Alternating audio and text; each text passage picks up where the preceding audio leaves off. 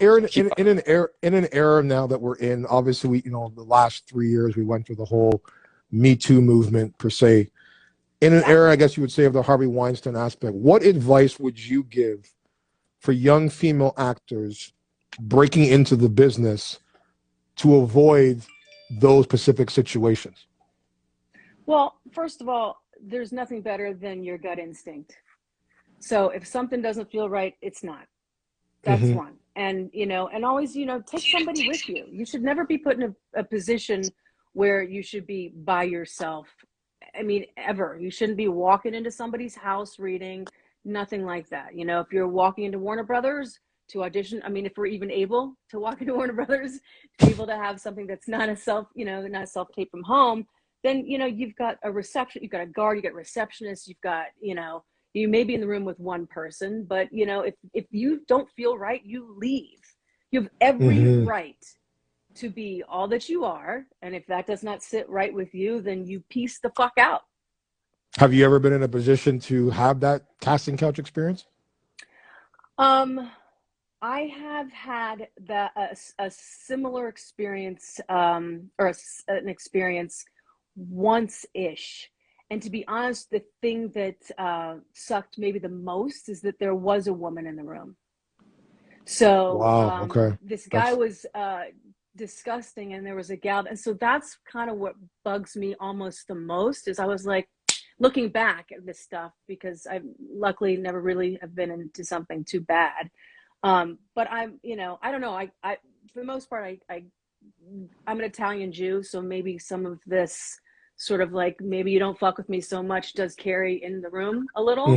Hmm. But that doesn't save you from a total asshole situation. I'm not saying anything like that, but I don't have that maybe much of a gentle vibe as Hmm. much as maybe somebody who's a little softer around the edges would be. But when I look back at this particular audition, this moment, I remember going like, shit, she was in there.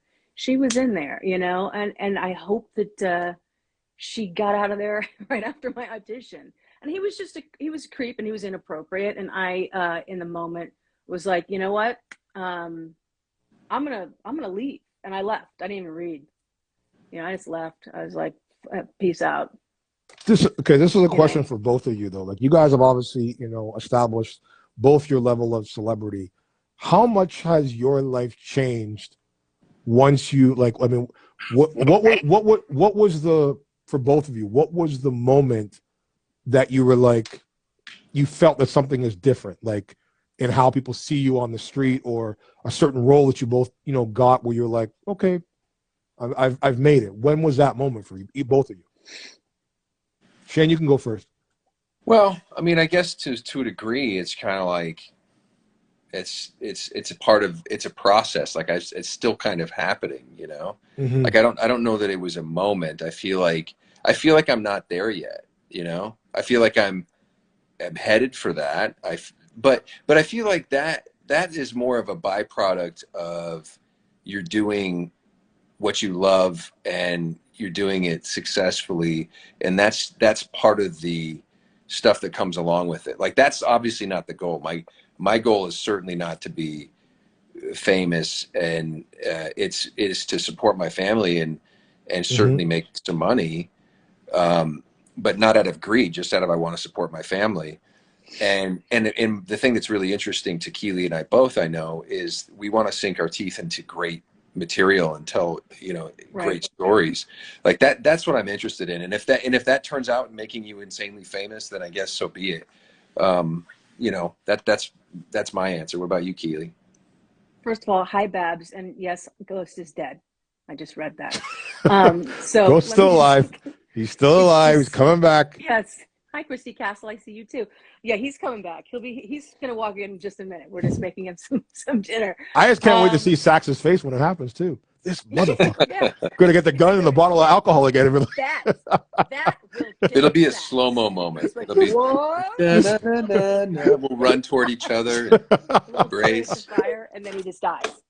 Um, Honestly, I think Shane's answer is pretty damn good. For me, it hasn't been so much on screen. Mine was more theater based in Okay. terms of Yeah, I did a rock opera years ago that has sort of lived on and continues to sort of, evolve into other projects and potentially a film, Which opera was or, that? Bear. It was called Okay. Bear. And it was something I was a part of since almost right when I moved from Kansas City to LA. Like, it was right on the heels of moving here. It's when she was falling in love with one Shane Johnson. That That's true. Yeah, and me That's too. I saw true. that show. I saw that show probably 50 times, and she was incredible in it. It is an Shane, incredible show. fun How did you fact, guys How did Shane you was guys our meet? How fight did you guys meet? choreographer. Oh, how did we meet, Shane? Well, the children are nearby, so I don't know that I can tell that story. We I was a male prostitute. He was, and he still is. No, we were in our acting class together, Hmm. and we had it every Tuesday and Thursday night. And I think on Tuesday night, we were sitting in the same row, and he was like, "Hey, what's your name?" And I was like, "Keely," and he was like, "Oh, like Keely and Do," which for most people maybe you don't know, it's a play, but I knew it because I had heard it a million times, and I was like, "Yeah, No, you yeah, haven't. yes, I was." No, I was like, "Yeah, yeah, like Keely and Do." And he's like, "I'm Shane," and I was like, "Oh, I'll remember that. There was two other Shanes in the class." And so on Thursday, we were walking toward each other at the very beginning of class. He's like, "Hey, Keely," and I was like, ah. Could not remember his name for the life of me. Couldn't remember his name. She still has trouble with my I at times. don't know who you are. We've been together. No, We've been a long. together. We've been married like 16 years, and we've been Hmm. together almost 23 years. That's incredible, man. It's So Yeah, it's it's mind-boggling, and especially in this day and age in our industry. And that's why I said you guys don't yeah, have a marriage, you don't have a relationship, you have an empireship. That's to me is the goal, is when you're able, because as Shane said, like you can be on this ride, but being on the ride sometimes by yourself can be depressing, and you want to be able to have that escape, but to be able to yeah, do it in the continuity that you guys have done, the foundation that you've done, the trust that you've done, the level of support for each other, you just don't see yeah, that anymore. Like, you just do not see that in this business, because it's become a doggy dog world of like, what's mine is mine, and what's yours is still mine. So yeah. you obviously, as I said, working, you said in theater, Shane both working as well in theater. What for you would you find the differences working in theater compared to film? Oh, so different. In what way? So, What's your experience like for Shane, you? are you going? Oh, well, first of all, I haven't done theater in a very long time. I mean, that's where I cut my teeth. I was doing a bunch of I probably did like 35, 40 plays, coming up. And there's a certain amount of, you get trying to lock in, making sure you know your lines, and you know your blocking, and when you have an audience, the show must go on, right? Hmm. So there's all that pressure, and then there's also like trying to be present and trying to have an experience on stage every night, especially when you're doing it for like Keely, she did Bear for an entire year or longer, and so every night, like, how do you keep it fresh? How do you keep it fresh? Whereas on camera, it's like people are learning their lines sometimes right as while they're filming, Hmm. and then Yeah, trying to be organic and find stuff. I don't Keely and I don't operate that way. Like, we try to work on it and have plans and have a character, and know what we're doing before we show up. But it's certainly much more short lived, and it's hotter in some ways, because it's like it's momentary and then it's gone. Hmm. Whereas with theater, it's ongoing. And like Keely's been in a couple of huge movies that were so I wouldn't argue that what she said, that Bear did a ton for her, the show did a ton for her. But Malibu's Most Wanted obviously has become a cult classic, and Pain and Gain was an awesome movie, and she did an incredible job in it. And I feel like she's got a bunch of her fan base comes from that as well. Hmm. Um, and she gets a lot of very interesting dick pics and things like that in her DMs. I And do, and I love them, all of yeah, them. I'm yeah, keeping a book. It's yeah. nice. And It's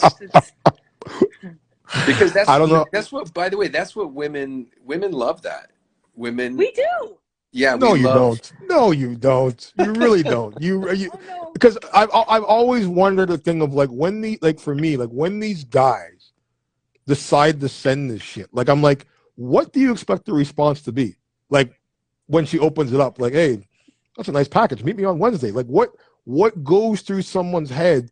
I couldn't even imagine myself like sitting there whipping up my shit, snap, upload, Listen, send, tag. girls do this shit all the time. It's only fair that we get it in return. I'm just glad I don't see faces because I don't want to imagine their face. I just want to focus on what I'm saying. That's it. That's all I need. I don't want to connect. A nice disconnect. Yeah, Keely's. Yeah, that's her thing. That's how we met. We met. We actually met at a glory hole. At a glory hole. Yeah. That was the introduction. Also. Let me ask you both. I mean, you guys been doing this for a long time as well. Like, do you guys still get nervous in front of a camera? Absolutely. Yeah, it can happen. It can definitely happen. Yeah, you kind of want to get one out of the chamber a little bit, you know, and that helps. And theater too. Theater. I mean, in terms of the last conversation we were just having, theater is you got one shot. That's it. You know, you go up on your lines, like no one's resetting for you. Like you got to figure your shit out, particularly in a musical, because unless you're just going to start like happy birthday to, and then the chicken, and you know, you can't make that up. It's like what it is at, you know, to a rhythm. So that's it. You get one shot. But yeah, you can get nervous, but you know, ultimately, hopefully you've done enough reps in working on your material that now it's just like end action and it's just another rep, and then you get another rep, and then a different angle. But yeah, you can have nerves. I know that he gets nerves too. Do you prefer the pressure? Do you prefer the pressure of like the theater more than, you know, the slow aspect of prime time? No preference. Different beast. Yeah. Which one do you find more challenging? Me, I mean, theater is more challenging. Way more challenging. Way more challenging. Like to me, that you have to be on. But I believe that pressure, the way I look at it, I said this to Shane before, is that like whether you know, because we're all looking for that. I think as actors, you guys have obviously seen the movie Legends of the Fall with Brad Pitt. Yes. Yeah. Okay. Yes. And I think we've all, when we get into business, want that moment that Brad had at the end of that movie where you're like, the first time you saw it, you're like, this guy's going to be a star. Like you knew in that moment that this guy was going to be something special. And I believe that like when you're going for any job, or even necessarily, and that's what I was talking with Shane, like with sometimes you get a bad script, you get a really, you know, crappy script. It's up to you, I believe, as an actor to find a way to make the script work, even if it's shit, because I look at that potential person that's watching you for the first time. It's almost like an audition for another role that you haven't gotten. Like you could play it and be really crappy and just say, okay, you know what? That is your audition for your next or down the road piece. That's correct. It's always up to you. And yes, I heard you guys discussing like, you know, actor versus meh script. And I do agree. But that being said, you know, you can still have someone make some good choices. I think some stuff can be forgivable if somebody makes some interesting choices. So what's your, like, I mean, for both of you, like what's your approach when it comes to taking a certain role? Are you more interested in the script? Are you more interested in who's in the movie per se with you, who you're working with, or who's directing it? Script, director, who's in it for me, I would say. Yeah, I would say that too. And also the part, right? Like your particular part in it. And because sometimes, you know, you'd be like, oh, this is really great, but this isn't my casting, or I'm not into that particular role.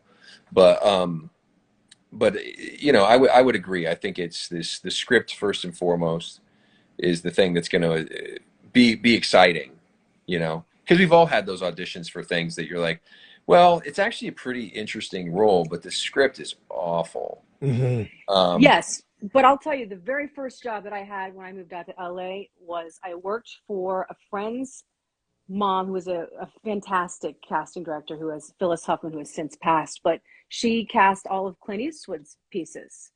And so I got to work with Clint, which was amazing. And he is fantastic as a human being, but he was just great. But Clint gives you one take and then you move on. And that's it. Unless a light or a boom is just going to go across, that's all the fuck he's given you. That is it. So I think it's really important to find out who the director is. When I booked Pain and Gain and I knew it was Michael Bay, it told me a little bit about what we were going to do with this piece. You know, I knew how he shot things. I knew what kind of action he wanted, but this was a piece that he had wanted to do for like 20 years, but he had all these deals with Paramount before that. So they wanted just action, action, action. And he wanted something that was a little more story driven. It was a very different piece for him. But it's, you know, you learn a lot from who's attached to a piece, but script is obviously, you know, the very biggest clue that you're going to get. What about you, Shane? Yeah, I would say that. I would 100% say that it's the script. And sometimes something is just so incredibly written that you're just like, oh my God, I have to be in this movie. Now, granted, you might not get cast in it, but just as an actor, that's where your heart goes, as you go, this script is unbelievable. And, right. And just to be, you know, a part of something like that sometimes is worthwhile. You know, but you also just never know. I mean, you never know. Sometimes movies, I mean, like look at just as an example of Good Will Hunting that everybody passed on and no one wanted to make. And finally, what was it? Gus Van Sant finally at a party was like, all right, fine, I'll do your movie, whatever that story is. And then he ends up winning an Academy Award for, you know, they win an Academy Award for the best screenplay and they couldn't get the movie made, you know? And that's just like one example, but there are so many stories that are like that. So the other thing I would say is if you're a creative, if you've got a script, if you're a talent, believing in yourself and believing in this story that you have to tell is valid. I mean, it's one of the things that, you know, Keely and I are doing now is going, what can we get off the ground and produce ourselves and act in ourselves and wrangle people together for, and use our relationships to make happen because, and it's scary because you're putting your ass on the line. You're vouching you're vouching for the material.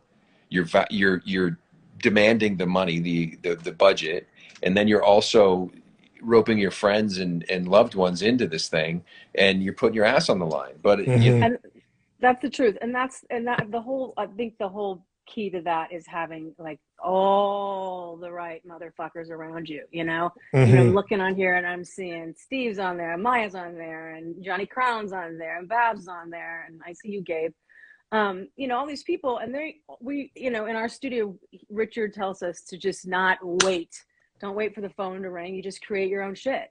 Like, I mean, you know, whatever it is that you're after, you create the evidence and then you present it to the world. And maybe it's not the first person who answers, the second person or whatever, but we've all, I mean, like Johnny Crown's got like a comic book series, you know. I'm sure he thought, I'm coming out here to do, you know, he's a musician as well and an actor, and he's great at all those things, but like you create your own shit, you know. And then you have to have that force. But we all in our group of friends, we all, you know, we support each other and say like, how's that thing going? Like, come on, how can I help you? Like, we've had more people hold booms for each other and like shoot shit and help edit or find the right song. And that's how, I mean, that's why, you know, you talk about like my relationship with Shane, like we have a lot of that kind of Brandy. Hey, Brandy's on there too. I mean, all this, like, you know, we have good peeps around us. Yeah. And makes it easy. And I feel like too, in a world now for creative people, in a world now that's so hungry for content, you know, there's so many avenues for it that, you know, somebody like Robert Rodriguez, who came up doing like El Mariachi, right? And he started with a couple of VHS recorders and edited together that first movie for a couple grand, or the guys that made Paranormal Activity for a few grand, you know, the first one. It's like there's there's it's ripe for that. It's ripe for uniqueness and creativity, and I feel like getting together like-minded people that are supportive and loving and have a mutual passion. I feel like you can't lose. But I do feel like you have to hang yourself out to dry. You've got to go, well, let's go full tilt and go for it. Because there's a lot of Right. half-ass stuff out there, and Mm-hmm. half-ass stuff will always be half-assed, you know? Kelly, do you feel though that the industry though now has gotten less away from storytelling and more CGI? Well, that's the CGI is still storytelling, right? I mean, as an example, Thanos is really, it's like a full three-dimensional character. It's unbelievable what they've done with the CGI. Granted, they've got Josh Yeah. Brolin voicing it and doing an incredible job with the voice, but he had emotion, he felt real, it was palpable. You know, CGI is certainly changed what we're doing. We talked about it earlier Mhm. about the green screen thing. Like, how do you act with a bunch of dots and in front of a blue or Right. green screen when there's, you know, I haven't really had the opportunity slash challenge to do that Mhm. much. You know, everything I've done has been pretty practical. You know, if there are effects, they're practical effects. Like I've been lit on fire a few times, jumped out of windows, you know, things like that. There's no CGI, you know. Yeah. Do you prefer to do your own stunt, Shane? Like when that, or would you rather do a stunt double? I I wouldn't know I go would that prefer to do far. my own stunts. What'd you say? I said I wouldn't go that far. Shane I do hits his use a head stunt. everywhere he goes. I do use No, you a stunt ass. So I have like a guy that comes in what? for my ass It's shot. actually it's a woman. Someone between It's actually for Keely's. It's for actually act Keely's ass. for actors that have obviously no. never done the sex scenes, how do you prepare for that mentally? Um, honestly, the thing that I thought about the most, other than of course, you know, trying to get myself physically into a place that I was happy with, um, was the main thing is just going. I didn't want to focus on the physicality and the sex aspect of it. Like I wanted Hmm. to have that sort of thought through the choreography of it kind of locked in so that I didn't have to worry about that. Hmm. And I wanted to focus on the storytelling. Like Keely said earlier, like what I really wanted to do with Peyton was go, okay, so what is this about? Because even on Power sometimes I feel like, and certainly a lot of the sex scenes you see, it's about the sort of glamour and the beauty shots and the sort of look at how sexy this is. And I was like going, but that's not Cooper Sax's story here. Hmm. This is going to be like how kind of kinky is it? How weird is it? How, like, what is he after? What's his story? What's her story? How are they coming at each other? And I feel like all that makes, as an actor, helps me get through it because I can focus on the performing of that stuff. And you know, if it were a different movie, Right. if it was more about the glamour, that would probably Hmm. be hard. That would be harder. You know, this wasn't about like, oh, let's look at how beautiful Cooper Saxx was. It was never that. You know, it was never that. So if it that would be a whole different, you know, if I was trying to be like, you know, that, it would probably bring in a whole bunch of additional insecurities, you know. What do you I mean, for you, Kelly, do you in the roles that you play, have you ever felt uncomfortable per se, number one, in doing those type of scenes? No, I really haven't. I've been really lucky. I've had great people that I've been able to work with that I trusted. And Hmm. you definitely you don't want to have that be like your very first scene up. That's uncomfortable probably. But as long as you connect with the person and you're like, hey, I mean that's the thing that I've kind of always do is I'm like, are you cool with me doing this? Or I'm comfortable with that. And then once I mean, listen, I in Paint a Game, I worked with a guy, Michael Rispoli, who plays like Hmm. my husband, boyfriend, whatever. And up front, like from jump, I was like, "So listen, I'm probably going to do this, and I might try this, I might try that. Are you fine with this?" And he was like, "Okay." And I was like, "I'm comfortable with this. I'm comfortable." And he was like, "All right." And so we did all sorts of shit, and 80% of that film of our scenes hit the cutting room floor, so you never even saw them. So all of our raciest shit you never saw. But for the most part, I try to connect with the person beforehand and get some sort of reality with him and vice versa. And same with Bar Paley in that film because one point, I think I just grabbed her and kissed her, which also make the film. But no, I'm fine with it. You know, you know, they're professionals. If you're working with someone who's not a professional and just trying to, like, you know, hitch up, then that's something else. But Yeah. that's their problem. And in the last Yeah. handful of years, anything like that now, it has a basically a choreographer. They've got Right. an intimacy coordinator that that has for you know, for security purposes essentially. Okay. So Yeah. you're filtered through this sort of net of an intimacy coordinator that's like walking you through everything. It used to be, like Keely was saying, like even just a few years ago, it was a little bit more like, and it probably still is like this maybe on stage, I guess, or an indie film, but I feel like the days of going, hey, so we should practice, or, you know, that's what actors do, right? Hey, we Yeah. should practice getting comfortable with each other, and like, let's rehearse. You want to come to my place and we'll rehearse? It's like We did that. We did that. Yeah, we did that for sure. We did do that. For sure, we did remember plenty of rehearsal. We But rehearsed a lot, and now we're and I don't even think we were working on a scene. We were just rehearsing. How do you, Yeah. for you, obviously, I mean, we all know the stage kiss. How do you know when you are putting out a good kiss that you know is not going to look like shit on camera? Listen, When you I see mean, it. when you see it, I mean, and I don't mean this in a disrespectful way to Shane, and he's not going to take disrespect, you know, at all from this, but it's okay for you to, you know, enjoy yourself in a moment as like a character, you know, as long as your ethics are in for your relationship. Where did you find this it's woman? okay. Can you duplicate her? Like, where did you change? Seriously, where did you find this woman? Like, I I tried need one. I need a duplicating her. Keely in my life, man. I tried duplicating her, but I came out with two sons. So I mean, I just... That's not the same. Yeah, I'm not saying that that's what that's about, but it's, you know, I think sometimes you have these moments and you're like, shit, that was pretty hot, and you know, Mhm. that's okay. You don't have to let the other actor know, whatever, but it's all right, you know. It is completely. I think it's okay, you know. Someone said Shane's sleeping on the couch tonight. Oh hell no, he's not.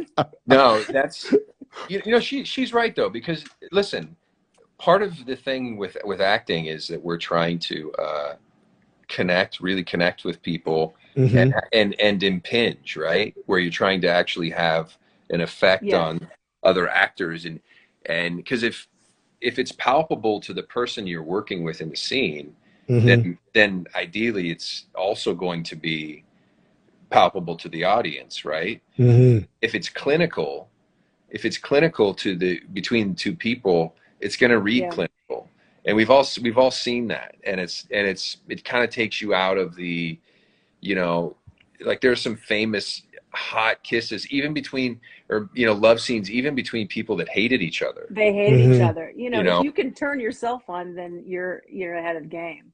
But you know, you have to be able to act and fall in love with the chair. You gotta just, you know. She doesn't even need me. See, she doesn't even need me. I do not. So I know, Shane, you said that you have a hard time staying motivated. Keely, do you have that same problem? No, I mean, and he doesn't so much either. He's hard on himself I would say that's the bigger true. thing for him.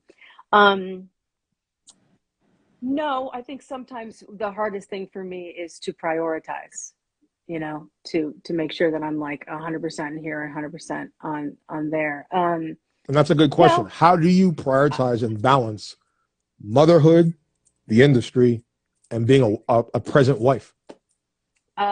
You know, I mean, I don't have a lot of a choice. I mean, I'm like, I know I got to get up at this point. I know that I mean, I'm pretty organized. And so the way that I do like our night before a day of school is a little obsessive.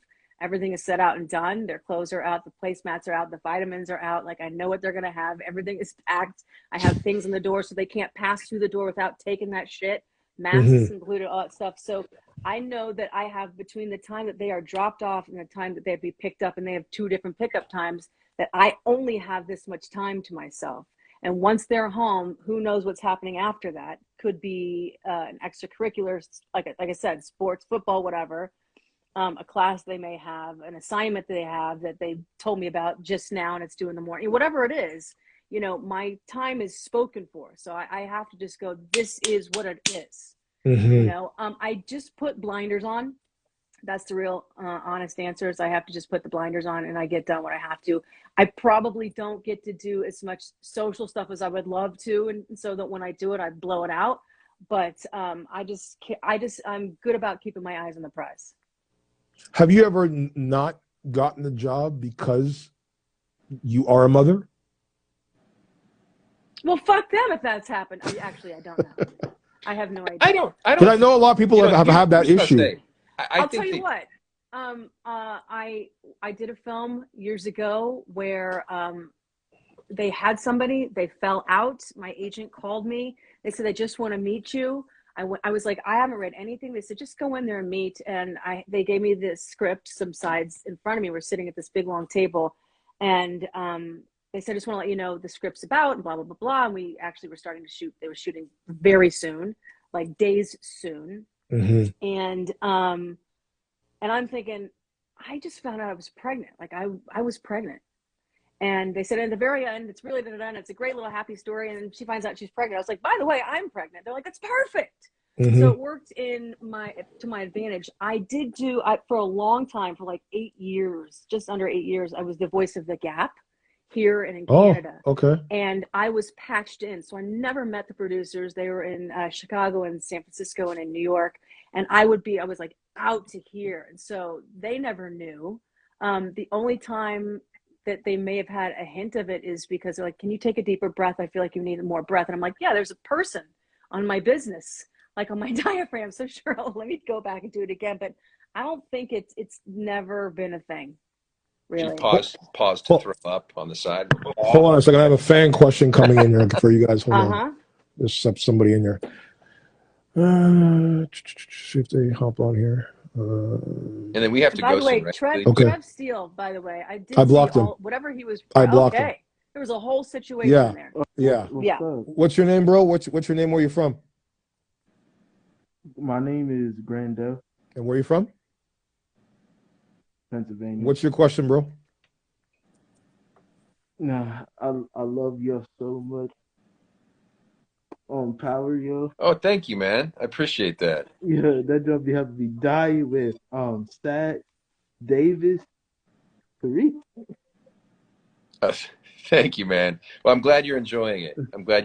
Did you have a question? Yeah, I'm a big supporter on that drone, bro. What was that? I'm a big supporter. I appreciate it. We all do. We need guys like you out there, so I appreciate it. Thanks, man. Thanks, brother. You're welcome. Yeah, I don't know what was going on with that dude. I have no idea. I don't know, but I have to tell you, I was like, I'm so interested in what he was saying that I could hardly figure out what we were talking about. He was like, his penis is where? In his vagina. Okay, great, good for you. Wonderful. Yeah, so for both of you, in the sense, I mean, obviously this, as we know, this industry is extremely difficult at times. When did you both decide that you wanted, like, did you always wanted to be in the entertainment industry as an actor? And second question, if your kids wanted to pursue this, knowing what you know, would you support them to get into the business if they wanted to do it? 100%. No one ever told me I couldn't do what I was dreaming to do, and I would never put that on them, ever. That's my answer. If that's what they wanted to do, I will support them till the end of time, period. And they're both creative. So, I mean, one of them would probably deny that's what they're going to do, but he will end up doing something creative, whether he wants to admit it or not. So I think it's probably coming for both of them. That's my answer on that part. Shane, what about you? I totally agree with that. And, you know, since I was like 14, this has been what I was about, was acting. And I think Keely, she was doing it before I was. So, you know, it's pretty much been, thank God it's worked out, because I really did not have a backup plan. I was like, this is what I'm doing. Yeah. You know, it never occurred to either one of us to not do it, honestly. Yeah, we thankfully both had really supportive families that just believed in us and made us feel like we could. And that's, for a lot of artists, that is the hard part, because a lot of artists have families that are like, hey, get a real job, you know, and this is a real job, but because that's not real to that family member, they have a hard time seeing like, wait, you're going to go move from our little whatever town and you're going to go out to New York or Los Angeles or wherever, and you're going to be an actor. Like, come on, really? And so when you have people that are really supportive and believe in you, it just kind of it kind of gives you the wind beneath your wings that you need. And we were Right. both blessed with that. What do you guys say to the naysayers that, like, someone who wants to get into the business and hears those people that say, you know, why would you want to do that? Get a real job. What's your advice for them, for people that are in their ear saying that shit to them? Well, you got to have the right people on your bus. So we were talking about earlier. You know, you just must have the right people around. And you know, you do what you can in terms of setting people straight. You know, you have to put boundaries around yourself and in relationships. And if those things after time are not respected or met, then sometimes you kind of have to distance or disconnect from that sort of toxicity. And I know that's weird because sometimes that can come from a parent. And so I'm not saying disconnect from your family or your parents at all. I'm not. But you know, you have to stand your ground. I mean, there's nothing worse than not fulfilling what it is that you're after. I don't think it ever goes away, whether it's acting or you know, any sort of passion. Doesn't matter what it is. So See, I've always believed, like, you know, there's always this tug of war battle where people feel that, like, you know, the only way to make it in the business is to come to Los Angeles. And I've always said that, like, it's like Frank Sinatra. If you can make it here, you can make it anywhere, as long as you have the passion to follow through, do the work. And then, to me, I always say, like, you know, don't go to LA unless you've been invited. What is your feel for those who, you know, because, you know, everyone has this thing. They feel, okay, if I go to LA and I get an agent, I'm going to be famous and it's all going to work out. What do you tell those people in the sense of your journey, for both of you, what the true reality is? Well, let me start by saying I think we're going to get cut off here in about 4 seconds here.